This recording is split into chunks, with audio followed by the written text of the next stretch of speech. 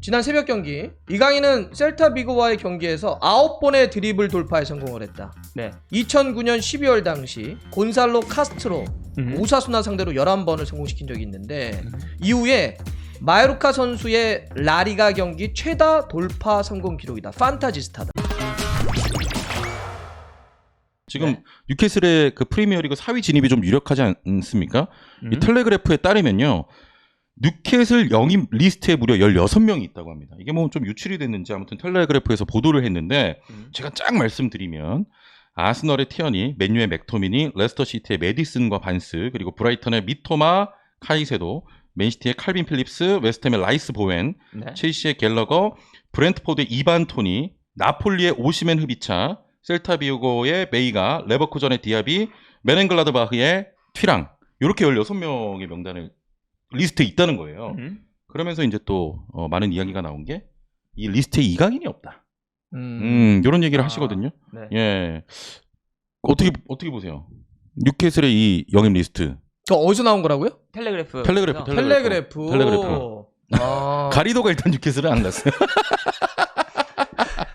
아 그러면서 이제 그 이강인이 좀 없다. 왜냐면 우리가 사실 이강인 뉴캐슬 옛날부터 이렇게 계속 좀 이렇게 연관을 시켰었잖아요. 네네. 예, 그러면서 이제 리스트에 막상 없으니까 야 이강인 지금 뉴캐슬은 아닌가 보다. 이런 얘기가 막 나오고 있는 상황이에요. 아 이건 근데 이런 기사는 그냥 이 텔레그래프에서 될 것 같은 선수들 그냥 이렇게 막 넣은 거고 사실은 이거 뭐 큰 의미를 부여하면 안 되는 거긴 한데 네네. 어쨌든 뉴캐슬이 다음 시즌에 영입을 또 많이 할 거라는 건 예상이 되죠. 그렇지 이제 더군다나 챔스까지 가면 가니까. 네. 그러니까 이게 뉴캐슬이 정말 좋은 흐름을 가고 있거든요.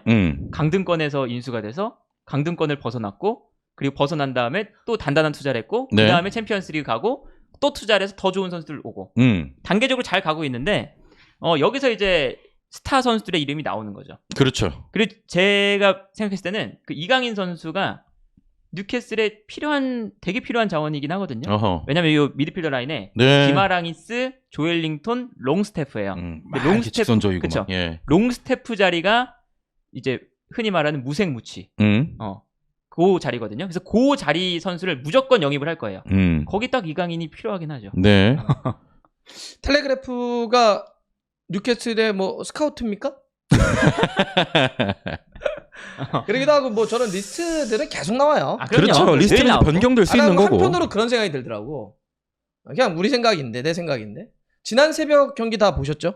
아 네네. 근데 진짜 너무 잘하는 거 아니야? 아 이강인? 나 미쳐버린 줄 알았어. 너무 잘해가지고. 너무 잘하잖아요. 와 이제 기록 하나 보고 있는데 옵타 준에서 나온 지난 새벽 경기 이강인은 셀타 비고와의 경기에서 9번의 드리블 돌파에 성공을 했다. 네. 2009년 12월 당시 곤살로 카스트로 오사수나 상대로 11번을 성공시킨 적이 있는데 이후에 마요르카 선수의 라리가 경기 최다 돌파 성공 기록이다. 판타지스타다. 네네. 이런 얘기를 하고 있습니다. 그러면 14년 만에 또 하나의 굉장히 좀 많은 드리블 돌파를 보여준 건데 드리블 돌파 포함을 해가지고 뭐 굉장히 좋은 연결들 키패스도 4개. 아, 진짜 너무 잘하던데. 이런 걸 보면서 와 그리고 수비 같은 거를 하는 걸 봐요. 수비 너무 잘했잖아요. 그래서 어제 경기는 그냥 이강인의 우리가 얘기했던 와 이렇게 정말 잘한다. 정말 잘한다 이제는. 그래서 마요르카라고 하는 데가 이제 이강인을 정말 담기가 어려워졌구나. 네. 훨씬 더 이강인이 뛸 수 있는 더 큰 클럽 뭐 이런 데로 갔으면 좋겠다는 생각을 하고 있잖아요. 그래서 이런 생각이 들더라고. 뭐 어디가 이강인 선수가 리스트업이 됐다라고 하는 걸 이렇게 우리가 찾아볼 수도 있겠지만 한편으로는 이제 어찌 보면 이강인 선수가 주도하면서 이렇게 찾아볼 수도 있는 것 아닐까? 여름 이적 시장에서. 그러니까 뭐 이렇게 어디서 오퍼가 오는 걸 기다리는 것이 아니라 이렇게 좀 주도할 수 있는 능력으로도 좀 이렇게 보여주고 있는 것 아닌가 시즌 말미에 특히나 네네. 그런 어떤 보여주는 거에 대한 어떤 자기 능력이 확실해져서 뭐 그렇게 어디서 나왔냐 안 나왔냐가 저는 그렇게 이제 더 이상 중요하지 않더라고요. 그냥 이강인 본인이 굉장히 잘해주고 있고 이강인이 쇼잉해주고 있는 것들이 타 클럽들에게 상당히 많은 어필을 하고 있지 않을까. 네네. 이런 생각이 들더라고요. 네. 그리고 이제 이런 구단의 리스트는 자주 바뀌죠.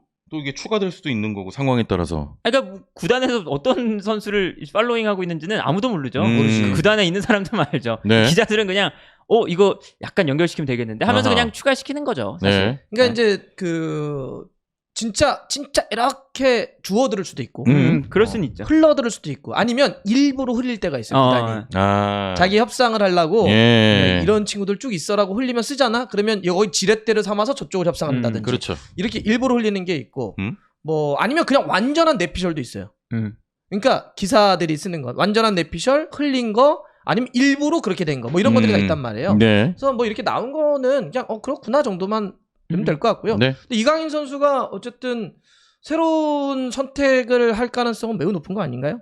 그럼요. 그 얘기는 떠날 가능성이 높다. 네, 그렇죠. 여름엔 떠나겠죠. 매우 높죠. 네. 근데 이제 좋은 건 뭐냐면 이제 이강인 선수들하고 연결되는 클럽들이 있잖아요. 그 클럽들의 이강인이 이제 지난 시즌만 해도 여긴 좀 안 어울리지 않을까? 프리미어 리그는 좀 체력적으로 안 되지 않을까? 피지컬이 안 되지 않을까? 이랬는데 이번 시즌 경기를 보면 그런 의심을 품을 이유가 없습니다. 그럼요. 기우였어요, 기우. 그냥 어디든 잘 뛸 수 있는 선수가 그렇지. 됐어요. 성장을 엄청나게 했습니다. 네. 자, 오케이. 예. 뉴캐슬과 이강인 선수 이야기 여기까지 좀 나눠보고